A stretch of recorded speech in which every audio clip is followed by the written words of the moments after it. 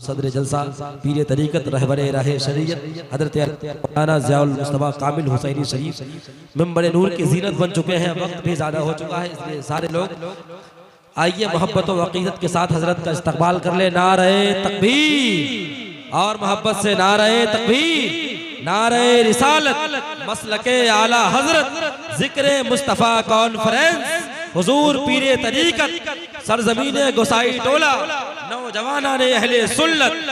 میں گزارش کرتا ہوں، حضرت کے بارگاہ میں التماس کرتا ہوں، ان کے لیے 4 مصرے میں بہت دنوں سے پڑھتا ہوں اور سنتا ہوں کہ بزرگوں کا یہ اپنے ساتھ میں فیضان رکھتے ہیں.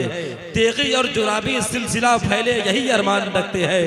یہ ایک زندہ حقیقت ہے، سارے تیغی پیروں میں ضیاء المصطفیٰ کامل الگ پہچان رکھتے ہیں. اگر اشعار کی شکل میں ہے تو وہ بھی نعت شریف ہی ہے.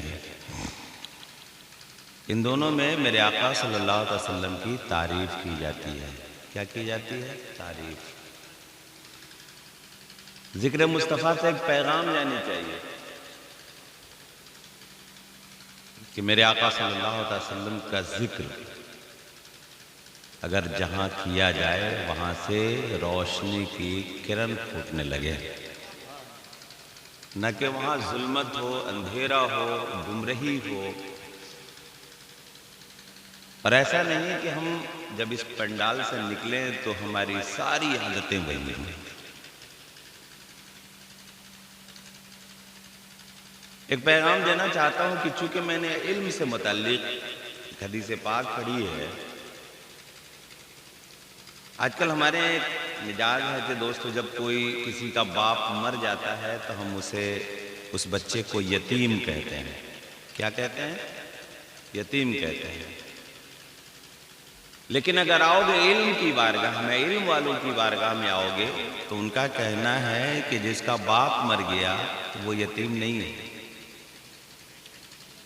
لیس الیتیم قد مات والدہ ان الیتیم یتیم العلم ولدہ. جس کے والد مر جائیں، والدین مر جائیں، وہ یتیم نہیں ہے. اے بابو تھوڑا سا سنو، مسکراؤ مت. ہم جانتے ہیں کہ ہمارے بچے کس قدر پڑھ رہے ہیں اور جلسے کا مطلب اور مقصد کیا رہ گیا مجھے معلوم ہے. لیکن میں تمہیں ایک پیغام دینا چاہتا ہوں کہ علم حاصل کرو.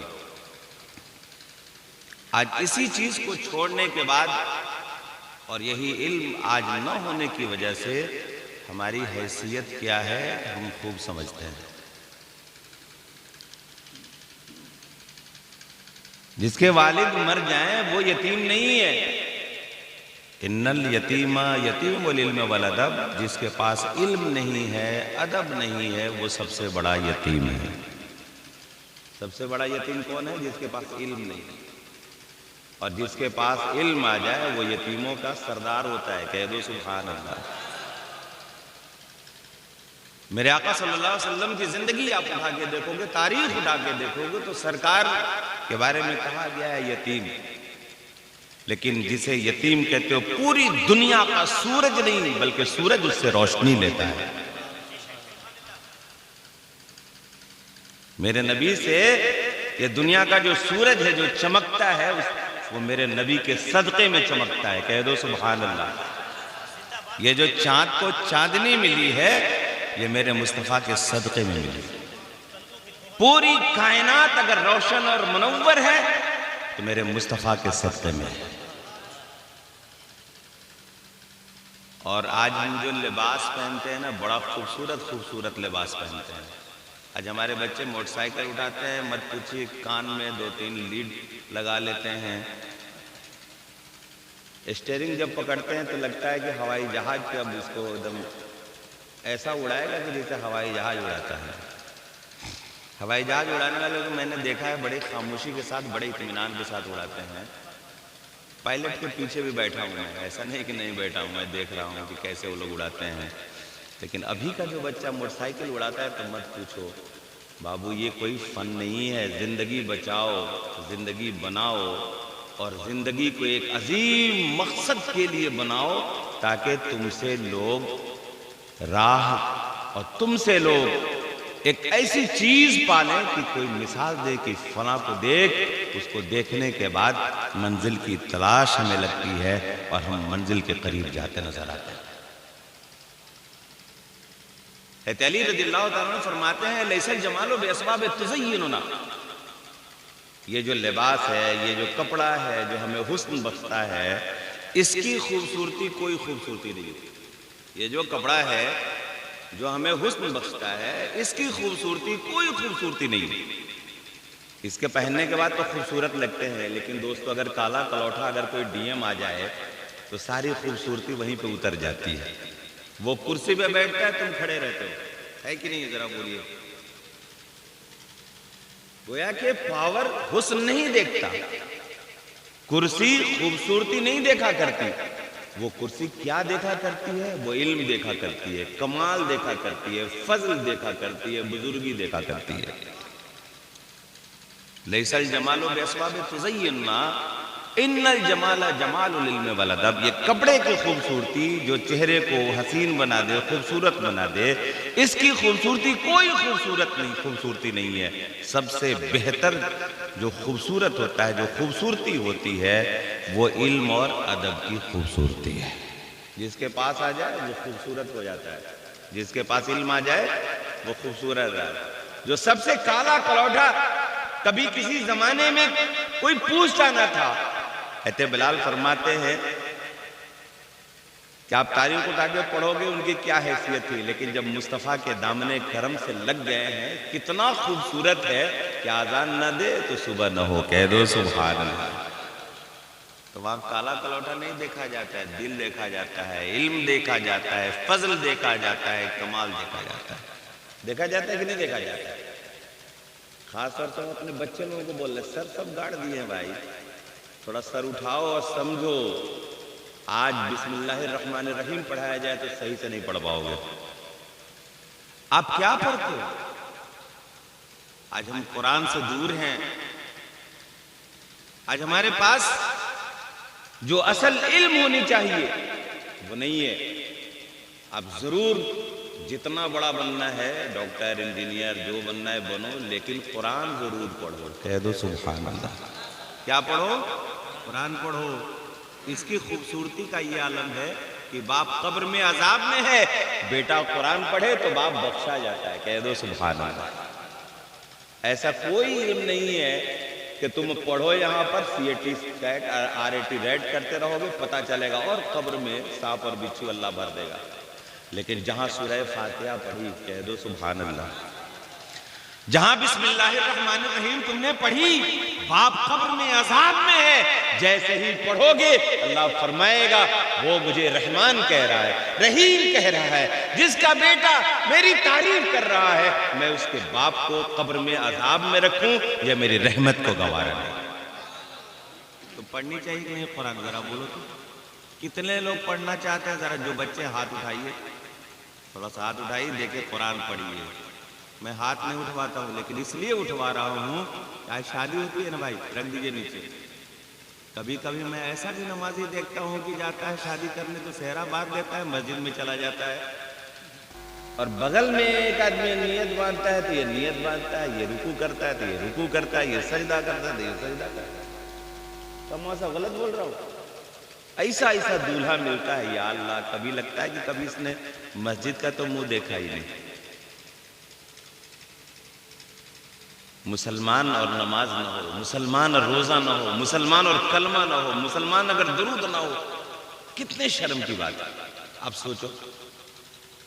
اور آج ہمارے نوجوانوں سے آپ صحیح سے سن، جسے ہم کہتے ہیں سورہ فاتحہ پڑھوائیے، بہت مشکل آپ پڑھ پاؤ گے۔ اور ہم کہتے ہیں کہ ہم مسلمان ہیں، دعوائے مسلمانی بہت ہے، لیکن دوستو جو چیز ہمارے اندر ہونی چاہیے وہ نہیں ہے، اور یقیناً وہ چیزیں اگر آ جائیں گی تو کمال کو پہنچے گا۔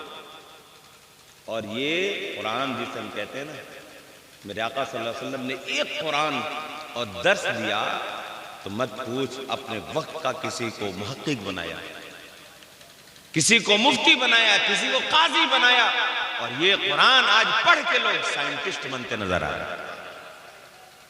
لیکن ہم لوگ قرآن پڑھ کے کہاں چلے گئے؟ وہ اندھیرا ہی والا تھا کہ قدم راہ پہ تھے، روشنی لائی ہے، منزل سے بہت دور تجھے، صرف جلسوں میں نعرہ لگا لینے سے کام نہیں چلے گا بابو. صرف جلسوں میں اٹھ کر کے آپ اپنے آپ کو یہ بتاؤ اور بیچ لگا کر کے کہ ہاں ہم ہی ہیں اس جلسے کے ٹھیکیدار، یہ کام نہیں آنے والا ہے. بلکہ اصل جو تمہاری ٹھیکیداری ہے وہ دین کا علم حاصل کر لینا ہے. اور جس انسان کے اندر یہ چیزیں آ جاتی ہیں وہ فضل کو پہنچتا ہے، کمال کو پہنچتا ہے.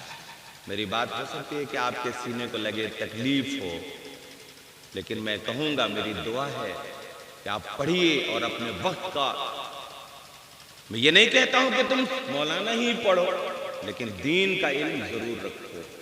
دین کا علم ضرور رکھو. کیا کھانا ہے، کیا نہیں کھانا ہے، کیا پینا ہے، کیا نہیں پینا ہے، کیا حلال ہے، کیا حرام ہے، کیا جائز ہے، کیا ناجائز ہے، کہاں جانی چاہیے، کہاں نہیں جانی چاہیے. اگر اس کا پتہ اگر ہو جائے گا تو یہ قدم تمہارے جو بڑھیں گے غلط، تو فوراً تمہارا ذہن کہے گا رک، نبی نے یہاں جانے سے روکا ہے. اگر یہ ہاتھ بڑھیں گے کچھ چیز اٹھانے کی تو سب سے پہلے عقل کہے، ٹھوکر لگائے گی، کہا رک جا ذرا دیکھ، نبی نے اسے پینے کا حکم دیا ہے کہ نہیں. اگر اجازت ہے تو پیتے چلے جائیں گے، اور اگر اجازت نہیں ہے تو میرے ہاتھ وہیں رک جائیں گے. ہے کہ نہیں؟ اس جلسے کا کچھ فائدہ ہونا چاہیے کہ نہیں ہونا چاہیے؟ فائدہ یہی ہے، آپ علم سیکھیے، علم حاصل کیجئے. میرے بچوں، بوڑھے لوگ تو چلے گئے، اگر رہتے تو ان کو بھی کچھ نصیحت کر دیا جاتا. سمجھ گئے نا؟ لیکن ہاں اتنی بات ضرور ہے کہ جہاں علم جو ہم لوگ جو حاصل کرنے کی جو بات کر رہے ہیں، یہ ادب سکھاتا ہے، تہذیب سکھاتا ہے، فن سکھاتا ہے، فکر دیتا ہے، آگہی سے بھی شناخت کراتا ہے، بڑے اور چھوٹوں کے اندر تمیز پیدا کرتا ہے. یہی وہ علم ہے جو کہتا ہے باپ ماں کی عزت کرو، احترام کرو. یہی وہ قرآن ہے جو کہتا ہے وَلَا تَقُلْ لَهُمَا أُفٍّ وَلَا تَنْهَرْهُمَا، ماں باپ کو اف تک نہ کہو اور نہ انہیں جھڑکو. قرآن کیا کہتا ہے؟ اف تک نہ کہو. اور آج ماں باپ کو بچے کیا کر رہے ہیں؟ ٹھوکر مار کے جا رہے ہیں. باپ بلا رہا ہے بے حیائی کے ساتھ، بیٹا کہتا ہے رکھیے، چل رہے ہیں، چلا جاتا ہے. قرآن کہتا ہے کہ اف تک نہ کہو اور نہ انہیں جھڑکو. لیکن ہم لوگ کیا کر رہے ہیں؟ جھڑک رہے ہیں. کہ اگر قرآن کی تعلیم ہو جائے تو ماں باپ ضعیف ہوں گے، خدمت کر کے جنت حاصل کر لیں گے. کہہ دو سبحان. ایک اللہ کا ولی، بس تقریر ختم ہے، مجھے شوق نہیں کہ میں تقریر کروں، طبیعت بھی اچھی نہیں، یہ تو مجبوری میں آ کر کے سو کے بیٹھ کے یہاں آ گیا ہوں. ایک بزرگ اپنی والدہ کی خدمت میں، والدہ بے چین اور بے قرار ہے، ایک ذرہ برابر بھی کسی کروٹ نیند نہیں آ رہی ہے، سکون نہیں ہے. اسی بے چینی کے عالم میں انہوں نے مانگا کہ بیٹا ذرا پانی لے کر جاؤ. وقت کا ولی کامل کھڑا ہے، ماں کی خدمت کر رہا ہے، خدمت کر رہا ہے. ماں نے جب پانی مانگا تو دوڑے ہوئے جاتے ہیں. آج کا زمانہ تھوڑی ہے بھائی، ٹیوبل گھر میں ہے، فریج ہے گھر میں ہے، نل لگا ہوا گھر میں، سب کچھ ہے، دور سے لاتے تھے. گئے پانی لے کر کے آئے، جب تک کہ ماں کو نیند آ گئی. ماں کو کیا آ گئی؟ نیند آ گئی. کہہ دیجئے نا سبحان اللہ. یہ بیٹا ہاتھ میں پانی لے کر کھڑا ہے. دل میں خیال ہے کہ اگر میں ماں کو جگا دیا تو ابھی ابھی سکون ملا ہے، انہیں ان کے دل کو راحت ملی ہے. اس لیے بہتر جگانا نہیں ہے بلکہ انتظار کرنا ہے. جب ماں کی آنکھ کھلے گی پانی بڑھا دوں گا. صبح ہو جاتی ہے، رات کے اس وقت سے کھڑے کھڑے اس انتظار میں ہے کہ ماں کی کب آنکھ کھلے گی کہ میں پانی دوں گا. اور جب رات کا حصہ جاتا ہے، ماں کی آنکھ کھلی تو دیکھتی کیا ہے کہ بیٹا ہاتھ میں پانی لیے کھڑا ہے. ماں تڑپ گئی، کہا بیٹا ابھی تک تو کھڑا ہے، کب سے کھڑا ہے؟ کہا ماں اس انتظار میں کہ کب آپ کی آنکھ کھلے گی اور میں آپ کو پانی دوں. اس لیے کہ جب میں پانی لانے گیا، جب میں لوٹ کے آیا، دیکھا کہ آپ کو نیند آ گئی تھی. میرے دل کو یہ گوارا نہیں کہ آپ کو جہاں سکون مل گیا تھا، اتنی بے چینی کے عالم میں تھی کہ آپ کو نیند نہیں آ رہی تھی. اب جب نیند آئی تو میں جگانا اچھا نہیں، کھڑے ہو کے انتظار کرنا اچھا سمجھا. ماں دعا کے لیے ہاتھ اٹھا دی. فرماتے ہیں کہ میں نے جو تسبیح و تحلیل سے راتیں گزار کے رب کی بارگاہ میں فریادیں کی تھی، بزرگی کے اس مقام پہ فائز نہ ہوا. میری ماں کی اس رات کی دعا سے اللہ تعالیٰ نے بزرگی کے مقام پہ فائز فرما دیا.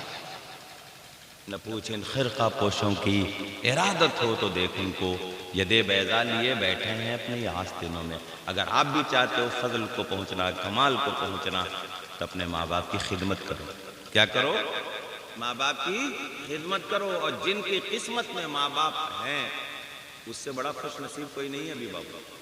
جن کے ماں باپ چلے گئے ہیں، پوچھو اس کا کیا حال ہوتا ہے۔ ہم لوگوں کے والد نہیں چلے گئے ہیں، آنکھوں میں آنسو آتے ہیں، کبھی موقع یاد آتا ہے کب میں پاؤں دباتا تھا، خدمت کرتا تھا۔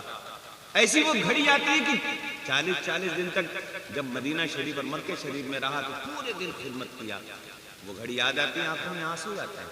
اور جانتے ہو شاید انہی خدمت کا نتیجہ ہے کہ آج لوگ عزت کی نظر سے، احترام کی نظر سے دیکھتے ہیں۔ تو حضرات میں کہوں گا کہ جن کے نصیب میں ہیں خدمت کیجئے، جن کے چلے گئے ہیں ان کے لیے مغفرت کی دعا کیجئے، اور علم حاصل کیجئے۔ کیا کیجئے؟ علم حاصل کیجئے۔ لباس پہ مت جائیے، یہ موٹر سائیکل نہ چلانے پہ مت جائیے۔ آج کل تو بچے لوگوں کو موٹر سائیکل میں دیکھتا ہوں تو میں اپنے ڈرائیور کو بولتا ہوں یار گاڑی دھیرے کرو، اس کو جانے دو پہلے۔ اتنا ڈر لگتا ہے، اتنا ڈر لگتا ہے۔ آئے دن حادثہ دیکھتا ہوں، آئے دن روڈ پہ پڑا ہوا دیکھتا ہوں، آئے دن روڈ پہ بالکل میں خون میں لت کر دیکھتا ہوں، کیونکہ رات میں اکثر چلتا ہوں۔ میرے بھائی، میرے عزیز، جب گھر سے نکلو تو ماں باپ کی دعا لے کے نکلو۔ کیا کرو؟ ذرا بولو نا۔ ماں باپ کی اجازت لے کے، ماں جا رہا ہوں، ابو جا رہا ہوں۔ جانتے ہو جیسی تم اجازت لوگے نا، ماں باپ تمہیں جیسی جاتا دیکھیں گے نا، دعا دیں گے، مولا میرے بچے کی حفاظت فرمانا۔ کہہ دو سبحان اللہ۔ ہر باپ اپنے بچوں کے لیے دعائیں دیا کرتا ہے، دعائیں کیا کرتا ہے کہ نہیں کرتا؟ جب نکلو گے تو ماں باپ دعا کریں گے، اور جب نکلو گے، جب اس وقت تک تم ماں باپ کی دعاؤں کے سائے میں رہو گے جب تک آ نہیں جانا۔ تو کیا کیجئے؟ ماں باپ کی اجازت لے کے جائیے۔ یہ مت سمجھیے کہ میں بہت بڑا آدمی ہو گیا ہوں، فخر کروں، نہیں، چاہے جتنا بڑا کوئی ہو جائے، باپ کے مرتبے کو نہیں پہنچ سکتا ہے۔ اللہ تعالیٰ سے دعا ہے کہ مولا تعالیٰ ہمیں بھی، آپ کو بھی، سب کو علم حاصل کرنے اور ماں باپ کی خدمت کرنے کی توفیق عطا فرمائے۔ کہہ دیجئے نا آمین۔ یہ سب کہنا سیکھنا چاہیے بابو، یہ دعائی ہے جملے، آمین نہیں کہو گے تو کیا کہو گے؟ ذرا بولو۔ دعا کے لیے آمین کہنا ضروری ہے کہ نہیں ہے؟ ضروری ہے۔